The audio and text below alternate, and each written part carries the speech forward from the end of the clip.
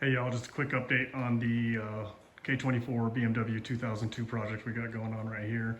I got the engine mounts close to being done. They are in place. They need some finish welding for sure, but it's strong enough to hold the engine in place right now.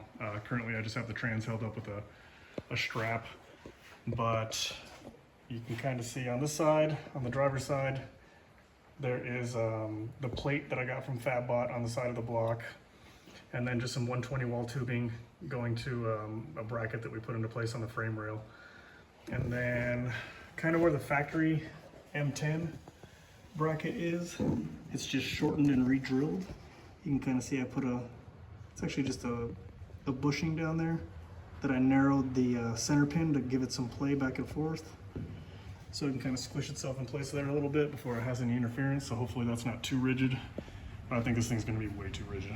But only one way to find out.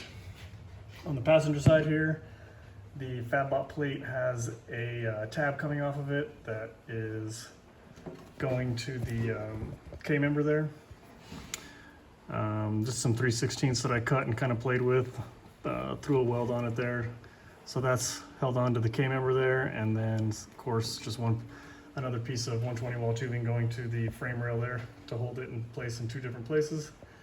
So we have about, hopefully 3 degrees is what it looks like, of driveline downward slope, which is what I was told to aim for. So hopefully that works out. So I mean, once you whittle away at it, there's plenty of room. I was really worried about the steering box hitting the bolt head right there, but I put it in, it clears easily.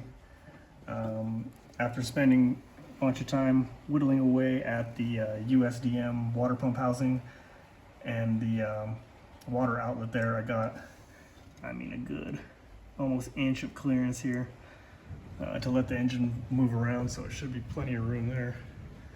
And then yeah, just got to work back here. I got some urethane coming, that's that same outer diameter, but I can cut it to length or how tall it's going to be, so it's going to protrude a little bit lower, so that I can end up fabbing up a bracket. I bought a bracket that was supposed to work for an E36, hopefully, and I was gonna try to cut it up and at least adapt the piece that attaches to the transmission there. So I wouldn't have to play with those angles or anything like that, but it's not gonna work, so I'm just gonna have to come up with something. But probably just some plate down there with some time certs. I don't know, I'll figure it out, but that's my next thing to figure out.